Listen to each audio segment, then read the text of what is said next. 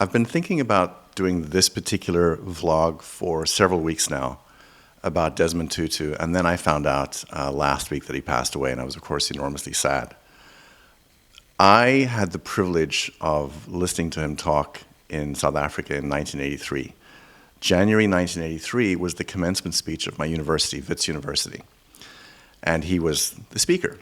And he began telling us a story about a land with people with big noses and small noses. And he talked about how the small noses were superior and the big noses were inferior.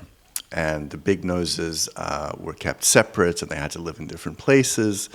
They had to carry on passbooks, and they could be arrested at any point. And of course, what he was doing was he was giving us a metaphor about apartheid in South Africa. The issue was he couldn't talk directly about apartheid because they would have just thrown him in jail, arrested him and thrown him in jail. So he had to use a metaphor. And of course, everybody knew exactly what he was talking about.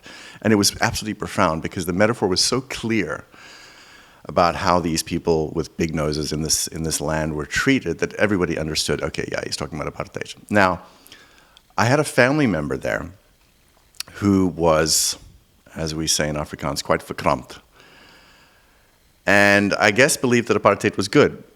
The family member, they basically lost their shit after the commencement speech. They said, I can't believe you're going to this university. These are terrible ideas. This is absolutely disgusting. This is all communist bullshit, that kind of thing. And that was the nature of South Africa at that point. This was 1983. And some of my family members thought that these ideas, that speaking out against apartheid was terrible.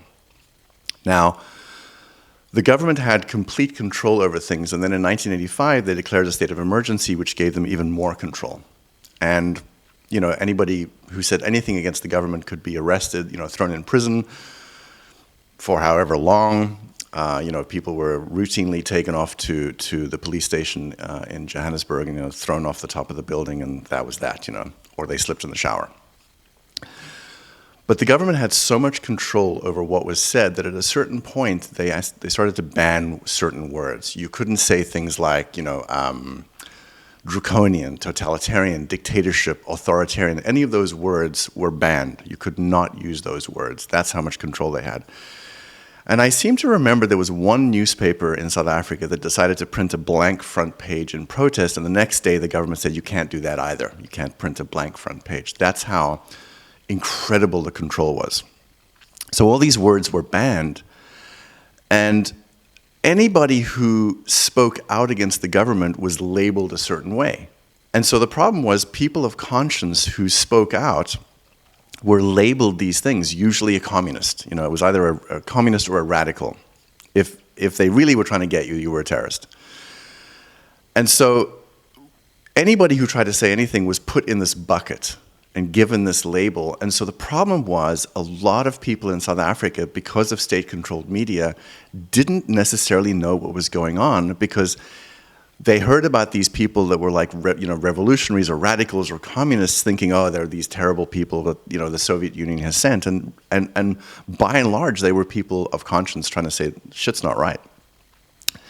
So anybody who stood up was put in this bucket. And the problem was, and I think this was the case for maybe some members of my family and certainly a lot of people I knew, is they were delusionally unaware of what was going on because of the complete media blackout of the atrocities of apartheid. Now, what is so interesting is we listen to these kinds of stories and we listen to these things that happened, and we go, oh yes, I can see how that's still playing out in society in this way and that way and the other. But the thing that I think is really important is to really look at these kinds of stories or look at these things in history and say, wait, how do I know that I'm on the right side of history? How do I know that I'm choosing the right side? Because I can tell you, as somebody that was in a cult, and this is the case for most people, I think, when you're in a cult, you don't know you're in a cult. You just don't know.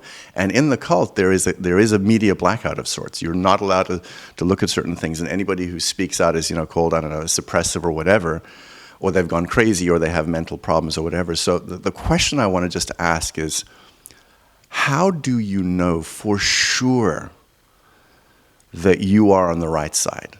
That's something really important because we feel very comfortable listening to metaphors or listening to what happened in the past and go like, oh yeah, I know, it's those people, it's them, it's the otherizing. But how do you know that you're not being fooled in some way? That's a really, really important question because I was fooled for quite a while. And I woke up, and it's always very difficult to admit, shit, I was wrong.